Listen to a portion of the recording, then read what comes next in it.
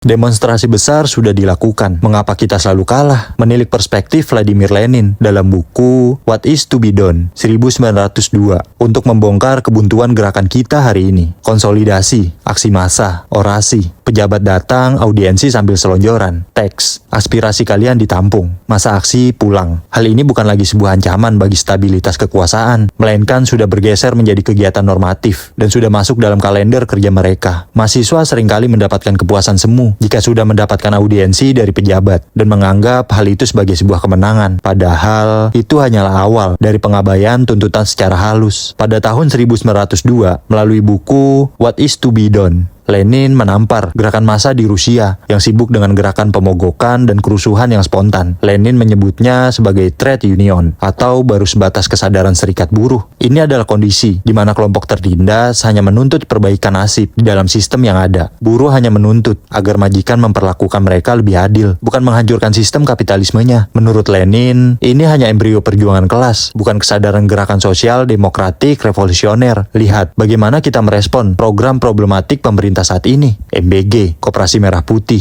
PSN, hingga militerisme di Papua, dan masih banyak lagi. Sebagian dari gerakan hanya menuntut: pertama, evaluasi program; kedua, transparansi anggaran; ketiga, copot jabatan; keempat, reformasi jilid 2. Menurut Lenin, ini adalah mentalitas trade unionis. Kita hanya menuntut agar rantai belenggu kita diperlonggar sedikit, bukan ingin menghancurkannya. Menuntut program yang cacat struktural agar berjalan lebih adil. Sama saja meminta perampok untuk merampok dengan lebih sopan. Kita sibuk mengobati gejala, tapi membiarkan virusnya tetap hidup. Mengapa gerakan tuntutan mahasiswa dan rakyat selalu kalah dan diabaikan? Karena kita masih menganggap negara adalah entitas netral yang bisa diajak berdiskusi secara bijaksana. Kita mengira jika kita membawa kajian data yang valid ke depan gedung DPR dan gedung istana, para pejabat akan terkutuk hatinya dan merubah kebijakan. Ini delusi terbesar gerakan reformis. Lenin menegaskan, negara adalah instrumen pemaksa milik kelas yang berkuasa. What is to be done? Apa yang harus dilakukan sekarang? Pertama, stop romantisasi reformasi. Artinya, berhenti bangga hanya karena berhasil memanggil pejabat keluar untuk duduk selonjoran. Aksi tanpa target konkret adalah kesia-siaan. Kedua, bangun organisasi pelopor yang disiplin. Artinya, lawan kekuasaan yang terorganisir dan membangun basis perlawanan dan pendidikan politik yang konsisten di akar rumput dan mengorganisir massa. Tiga, nasionalisasikan isu. Hancurkan fragmentasi. Artinya, satukan perlawanan. Sadarkan publik bahwa seluruh praktek penindasan lahir dari rahim oligarki yang sama. Ikat semua isu ini dalam satu gerakan. Tanpa teori revolusioner, tidak akan ada gerakan revolusioner. Itu kata Lenin. Maka ambil barisan, rapikan disiplin. Atau kita akan tetap menjadi penonton bagi kekalahan kita sendiri, organisir atau tertindas selamanya.